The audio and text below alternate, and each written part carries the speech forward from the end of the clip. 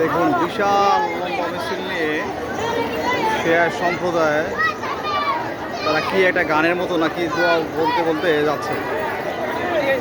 বিশাল মুসলমানের মধ্যে কেন এত ভেদাভেদ বুঝলাম না। এই শিয়া সুন্নি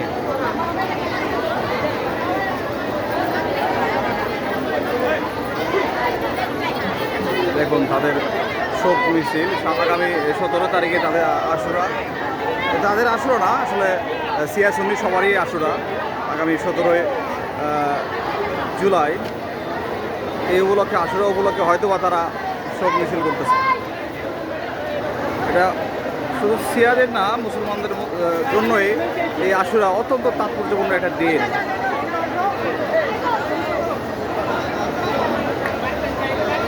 এই দিনে আমরা জানি অনেক ঘটনা ঘটেছে মুসলমানের ইতিহাসে, ইসলামের ইতিহাসে।